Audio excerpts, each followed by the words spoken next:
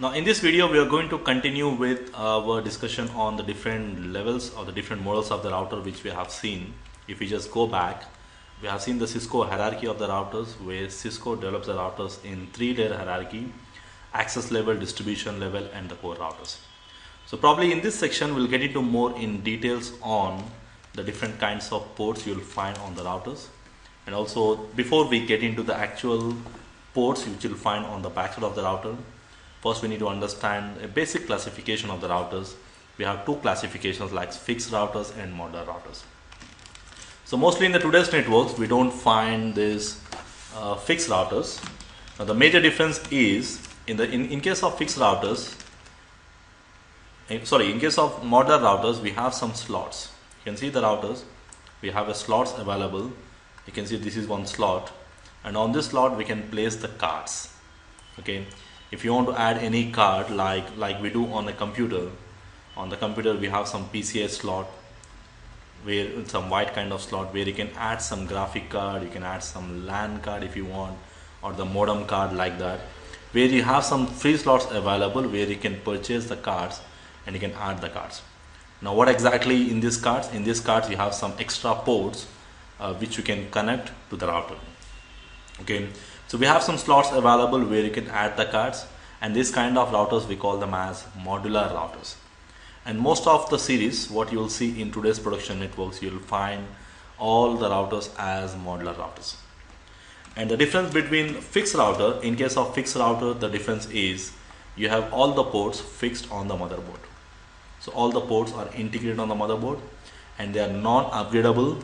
You cannot remove these ports, you cannot add these ports. So typically your 2500 series routers, some 800 series routers. Now these routers comes under a fixed router category. Okay, so there's only one major difference between these two classifications. And most of the time in the today's networks you will find mostly modular routers, where you will definitely have some slots, and the number of slots depends upon the different models of the router. Okay, so the next thing we'll see here in this section, when the major topic will be focusing on what are the different types of ports you will find on the Cisco routers. Okay, so majorly all the ports what we have on the router, this is the backside of the router. You can see the backside of the router. Okay, so probably you'll find some ports here. You have some serial ports, you have some Ethernet ports, and there is a console auxiliary port. So we'll see the differences, but all these ports are categorized into three categories. We have a LAN ports, we have a WAN ports, and we have administrative ports. Now what's the difference between these three kinds of ports? Now the LAN port is the port which is going to connect to your switch, and typically we call this port as a LAN port. The port which is going to connect your local area network on the switch, we call that particular port as a LAN port. And the port which is going to connect to your WAN or the wide area network, or which is going to connect to the remote location, we call that particular ports as WAN ports. So more in detail on the WAN connectivity and all these things, we'll get into that more in detail in our next sections. But in this section we'll try to understand the different kinds of ports you'll find on your router generally. So three ports: LAN ports, WAN ports, and administrative ports. So let us start with first category, LAN ports. Now when you talk about LAN ports, typically the LAN ports look similar to your normal kind of port which you find on the backside of your computer, your RJ45 ports. Now you know RJ45 connectors, the port what you find on the backside of the port, similar kind of port on your routers. How many you will have, it all depends upon the different platforms of the routers. And mostly these RJ45 ports supports different speeds. Like you have some Ethernet ports which supports 10 Mbps. We may have some fast Ethernet ports which is 100 Mbps speed, and we can also have some gig Ethernet ports in some of the new routers like ISR, G2 routers, 1900, 2900 series routers. You will also find some G0x0 interfaces which supports 1000 Mbps ports. Okay, so most commonly if you're using some 1800 or 2800 series routers, the most of the routers, they do support fast Ethernet as a default Ethernet port. And if you're going with some old routers like 2500 series routers, you may find some Ethernet ports also. But in today's networks, you'll either find mostly either Ethernet or gig Ethernet ports, and which port you will find, it all depends upon the different models.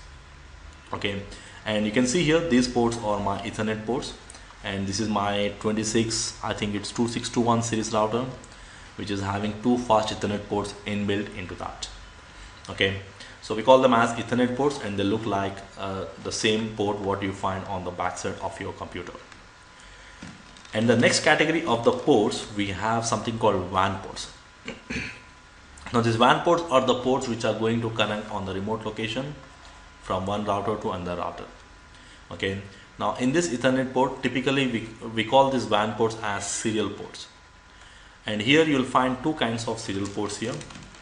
So you got two kinds of serial ports. One is 26 pin serial port, which will be very small in general, and then you have some 60 pin serial ports. Now 60 pin are a little bit older ports, which you'll find probably in today's networks. You'll find mostly your 26 pin port, which is also called a smart serial port. And the good thing about this serial port is on the same one slot you can have two number of ports, and instead of having one particular port. And typically these cards, you'll find this a WAN interface card, 1T card, which means one serial port, two serial ports, and also you'll find some 4T or 8T ports, something like that. We'll be getting into all these modules when we start adding the modules and all those things. But this, whenever you realize or you see something like serial ports, you have to understand this is your WAN port, which is used in your WAN connections. And the number of ports again depends upon the different models of the router. The next category of the ports which we'll see, we got a third category of the ports. We call them as administrative ports, right? So the first category is a LAN port, WAN port, and then you can see these two ports here, console and auxiliary, and these two comes under the category of administrative ports. Now what's the difference? Now the LAN ports, which is going to connect to the LAN, which is going to forward your traffic. Okay, the port which is going to connect in the LAN, we call that as a LAN port, and the port which is going to connect on the WAN, we call it as a WAN port. Typically your serial ports and Ethernet ports, we can say Ethernet, fast Ethernet. Now these two ports are actually responsible for sending and receiving the traffic, your data, it is going to send and receive.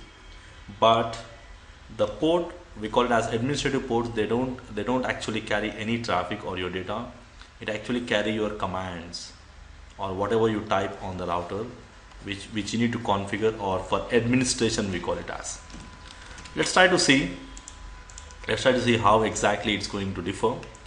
So let's take an example. I got a router here. So diagrammatically it looks, we just draw like this, and I want to configure this router. You can see this is my one router, which is a 1700 series routers.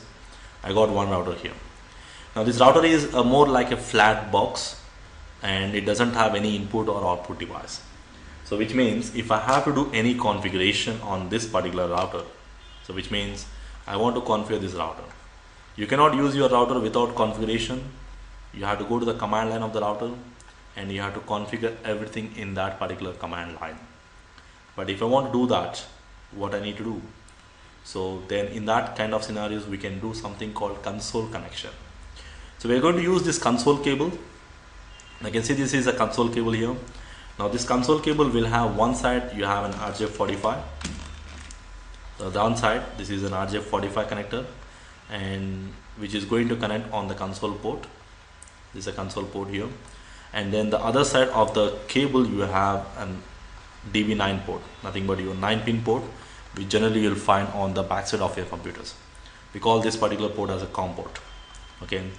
So what we'll do is we'll connect one side of the cable to this particular router on the console port, and the other side we are going to connect on the computer, that is your DB9 port. Okay, we call this kind of connection, we call it as a console connection. So diagrammatically we represent something like this. We got a console cable connection. This is how you represent diagrammatically. We call this as a console connection. Now once we do this console connection, once I am done with this console connection, now we need to open one application called hyperterminal. Probably more on this, how to connect a router, we'll see probably in our next sections when we start our basic command line or putty software, some terminal softwares. And once you open that, it will open up one window on your screen, computer screen, and once you power on the router here, you can see whatever is happening on the router on this computer screen. In fact, not on the computer screen, it's on this particular software or on that particular software screen. And whatever you type here, it's going to execute the same thing on the command line of the router via the console port.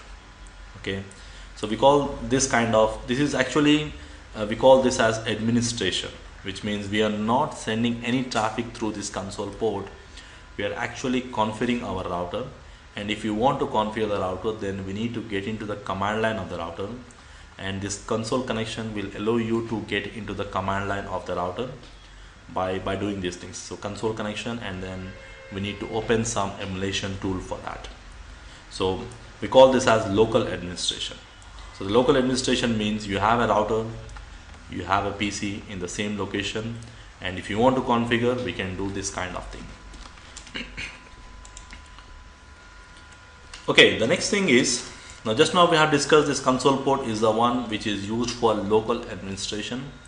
Now there's one more port which is also called as auxiliary port, and these two ports are for administration only, for doing basic configurations. But the only difference is the console is for local administration and the auxiliary port is for the remote administration. So what is the meaning of remote administration? Let's try to understand that. Let's take an example. I got a router in a different location. So I'm sitting in a different city. Let's say I'm in my city here in Hyderabad, and you got a router in a different location in a Bangalore or in different location. And what I want to do is I want to configure my router here. So my requirement is I want to configure the router by sitting here.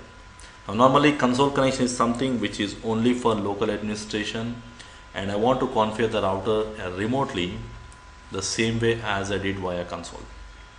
So in this kind of scenarios, what I can do is I can ask anyone on the remote location to connect my router to the modem, probably your dial-up modems. Okay, and the same way I'm going to connect my computer to a dial-up modem, and then these two dial-up modems are actually connecting to each other through a telecom line, and then through that telecom line, and every telephone line will have some number to dial up. So I'm going to dial to that particular number, and I'm going to connect remotely to that particular modem, and then I can do the similar kind of connection here, and I can do the same thing what I can do via console, and we call this as remote administration. But again, to make this remote administration, you need to have a separate set of dial-up connections of modems on both the sides, and you need someone to be there to configure or provide the connectivity on the remote location as well as on your location. Okay, so we use the same console cable here which we use, but the converter will be different based on the modem. You need to convert that into mostly DB25 pin converter you will find on the modems. We connect onto that particular modem. Okay, so we can do the same thing like what we did via console by using actually via remotely, we can say. Okay, so the major drawback with this kind of auxiliary connection is one thing, it is not reliable. That's reliability is one of the major factor, and it doesn't support your high-speed data transfers because it's just a dial-up connection, and also it is not reliable. Okay, so most of the production network scenarios in today's networks, I generally every location you have some engineer who can do the console connection, and he can do the basic configurations, and I can sit and access the device remotely via telnet. So there's one more way to access the devices remotely via telnet, or in routers we call it as VTV lines. We'll be getting into this how to use telnet, how it's going to work more in detail in the later on sessions. So telnet is the most common way of accessing the devices remotely in today's networks. Okay, but you have two different types of ports which you'll find on every Cisco router. We have a console port which is for the local administration, and we have another port called auxiliary port which is for the remote administration. Okay, so the next thing, now if you're using some of the old routers, let's say in case if you have some 2500 sys routers, probably this is end of sale, no more from the Cisco. But if you're using some in the lab environment, if you're using some 2500 sys routers, you'll find one interface called AUI interface. We call this interface as attachment unit interface. So which is typically a 15 pin connector you will have, and this is actually your Ethernet port only. So it supports only Ethernet, mostly E0 port. It supports up to 10 Mbps Ethernet 0 port. But if you just talk about the LAN, if you remember, in the LAN we use which kind of connector for all our cabling? We use an RJ45 connector, right? So how we are going to connect this particular router to the switch? Because in the LAN we use some straight cable, and we use some RJ45 connector inside that. So we need a converter for this. Now to fix this, what we need is we need to have one converter which can convert this AUI 15 pin converter into RJ45, and that converter we call it as transceiver here. So to connect this kind of devices, we need to get a transceiver, a small device, or a converter we can say. On one side of that particular device you have a 15 pin converter which is going to connect on the router, and this end is going to connect on the router 15 pin, and on the other side of that particular converter you have an RJ45 where we are going to plug the cable RJ45 connector on this particular port. So that's how we provide the Ethernet connection in our routers if you are using some of the 1500 series, 2500 series routers in general. But whenever you see this kind of interface, you have to understand either it will be 15 pin or RJ45, and no more in today's networks, I can say, not really found in the today's routers, the new model series or the new series routers which comes from Cisco. But probably in your lab environment, or probably if you have some old routers, you may find this 15 pin converter. Mostly you'll find RJ45s. And when you talk about WAN interfaces, most of the WAN interfaces you will have serial interfaces. You have a different numbering, serial 0, serial 1, serial 0 by 0. Probably more on this numbering, I'll be getting into that in my next sections when we do the connectivity kind of thing. And you have two kinds of serial connectors. We have 60 pin or 26 pin connectors.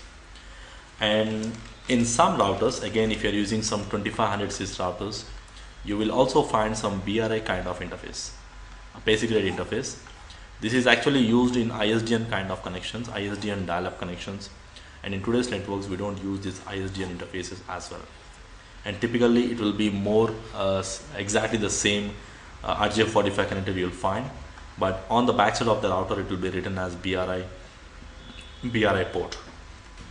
So whenever you see this port, you have to understand it's a one kind of WAN interface also, which is used for ISDN kind of implementations. So mostly in the new routers, it's you don't find this kind of ports generally.